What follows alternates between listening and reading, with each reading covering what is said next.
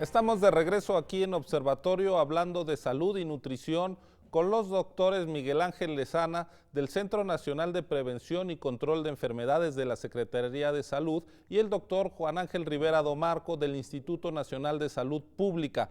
Esta conversación, como todas las de esta serie de Observatorio, puede ser descargada en internet en la página www.observatorio2012.tvunam.mx. La UNAM, además, ha participado en un esfuerzo editorial para proponer una política de Estado en materia de obesidad. Es un trabajo coordinado, por cierto, por nuestro invitado, el doctor Juan Rivera Domarco, que está en las librerías de la Universidad Nacional. Estábamos, doctores, hablando de estos contrastes entre problemas de nutrición, de baja nutrición, de desnutrición, que si bien ha disminuido, se mantiene todavía en niveles altos comparado con países de desarrollo similar al nuestro. Y tenemos la otra cara de la moneda, el otro extremo del problema, que es la obesidad, el sobrepeso. ¿Qué nos dice la última encuesta, doctor Lezana? Bueno, la última encuesta nos da buenas y malas noticias. La encuesta de 2012, y por ahí hay algunos datos que podríamos ver, sobre todo comparativamente. ¿Cómo no tenemos una gráfica para las encuestas previas?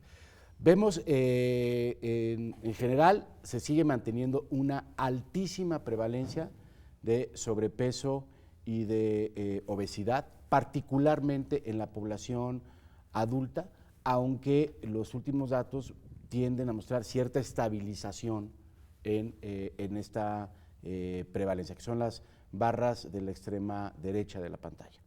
Sin embargo, en los más jóvenes, en los escolares y en los adolescentes, sigue manteniéndose alguna tendencia preocupante en cuanto al número de jóvenes o de la prevalencia de sobrepeso y de obesidad. En ambos casos son cifras extraordinariamente altas. Aquí luego hay algunas controversias con las cifras comparativas internacionales. La fuente que nosotros usamos de comparativo es el informe que al respecto hizo la OCDE, y entre los países de la OCDE es claro que México ocupa el primer lugar en obesidad en población en general, el segundo lugar, y en población infantil está entre el tercero y el cuarto. Tenemos un problema muy serio de sobrepeso y obesidad, sin haber resuelto todavía el problema de la desnutrición, particularmente la desnutrición crónica. Tenemos un serio problema de sobrepeso y obesidad. Y es un problema porque no es un tema de estética, ¿sí? A veces la gente dice, bueno, se preocupan mucho, pero pues, está bien, algunos se ven bien, otros se ven más como gorditos. No es un problema de estética, es un problema de salud. El sobrepeso y la obesidad tiene consecuencias en la salud de las personas, tiene consecuencias en su calidad de vida, tiene consecuencias en su esperanza de vida. El sobrepeso y la obesidad le restan años de esperanza de vida a la gente. Desde este punto de vista, doctor Rivera, ¿cuáles son las consecuencias de que estemos viendo este crecimiento del sobrepeso y la obesidad en la población joven? Son terribles. Estamos viendo, como lo decía el doctor Lezana, la obesidad es un factor de riesgo de varias enfermedades crónicas y son las enfermedades que más muertes están causando. Diabetes mellitus tipo 2, enfermedad cardiovascular, infarto especialmente, hipertensión, enfermedad cerebrovascular, cáncer, cáncer de colon, cáncer de mama. Todas estas son efectos, pero a medida que los niños se exponen a la obesidad en forma más temprana, también estas enfermedades llegan de manera más temprana, de modo que se acorta la vida de las personas y sobre todo se acorta la calidad de la vida de estas personas. El costo que tiene la obesidad en México ha sido estimado por autores del libro de obesidad en México que acaba de mostrar, y en pesos del 2008 esta cifra es de 67,000 millones de pesos. Y la estimación para el 2017, si no se hiciera nada, es que llegaría a valores que fluctuarían entre 150,000 y 200,000 millones de pesos. Es decir, podríamos pagar otro seguro popular o tener un seguro popular de lujo con una cobertura fabulosa, si pudiéramos nosotros emprender acciones de prevención de la obesidad en la población más joven. Actualmente 60 millones de mexicanos tienen sobrepeso y obesidad, 48 millones de adultos, alrededor de 12 millones de niños. Si pudiéramos disminuir la prevalencia, al menos en la población de los niños, estaríamos empezando a tener pues un retorno económico para el país. Los gastos actuales son altísimos. Pero una cosa importante, perdón, Ciro, complementando lo que dice el doctor Juan Rivera, Claro que sí. parte de estas estimaciones sí tienen que ver con los costos directos de la atención de estos problemas y sus consecuencias, pero también tienen que ver con las pérdidas de productividad de la población. Y eso es muy importante porque en ocasiones uno escucha decir, bueno, es que ustedes lo que están viendo es el tema del financiamiento del sistema de salud, está bien que se preocupen, nuestro sistema de salud público debe estar bien financiado, y efectivamente debe estar bien financiado, y algo tenemos que hacer. Pero no es todo, o sea, no es solamente el riesgo para las finanzas del sistema público de salud.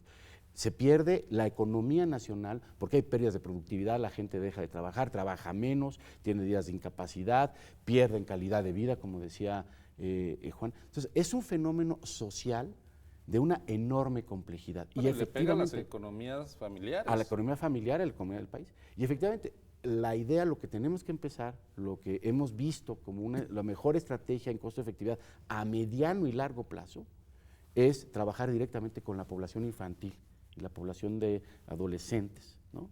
Particularmente la población infantil. No quiere decir que no se atiendan a los otros, pero tenemos que trabajar con la población infantil para los que ya tienen el problema, tratar de revertirlo, y sobre todo los que no lo tienen aún, no lo desarrollen. Hacer un trabajo preventivo en la población de escolares y de adolescentes de menores edades para evitar que desarrollen este problema de sobrepeso y de obesidad, que ha sido hemos sido como sociedad enormemente permisivos a esto en los últimos 25 o 30 años, porque este problema es cuando nos explota en estos años. Sobre eso quisiera pedirles su análisis.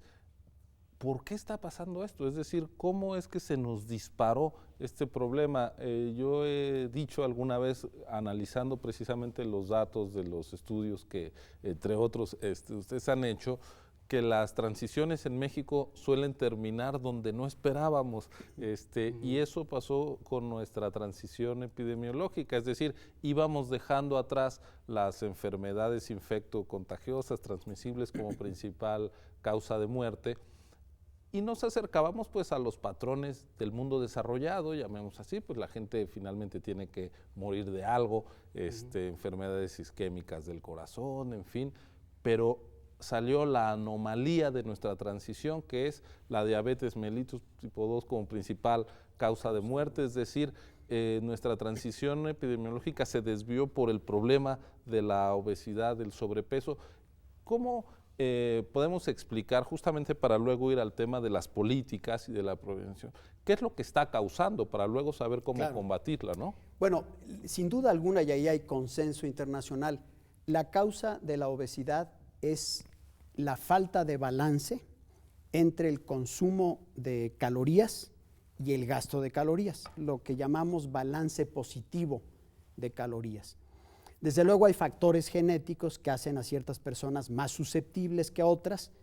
Hay genes en la población mesoamericana que se han identificado y que se sabe que somos proclives a acumular grasa, pero bueno, estos cambios que hemos visto en 25 años, que pasamos de 35 a 73%, se dieron sin que cambiáramos de genes. Evidentemente, los factores ambientales son los más importantes. ¿Cuáles son estos factores ambientales? Bueno, los mexicanos hemos disminuido nuestra actividad física. Sin duda, la actividad física en la recreación ha disminuido mucho. Antes solíamos salir a caminar, salir a los parques, etcétera.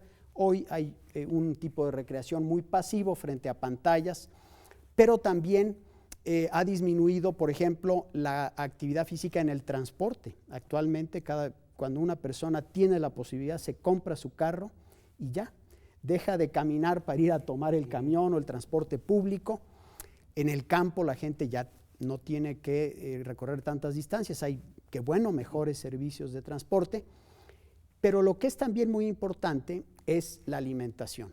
El mexicano está consumiendo mucho más calorías de lo que consumíamos en el pasado y estamos cambiando nuestros patrones de alimentación. Estamos consumiendo, por ejemplo, mucho más bebidas azucaradas. Actualmente el 22% del total de calorías que consumimos son calorías líquidas.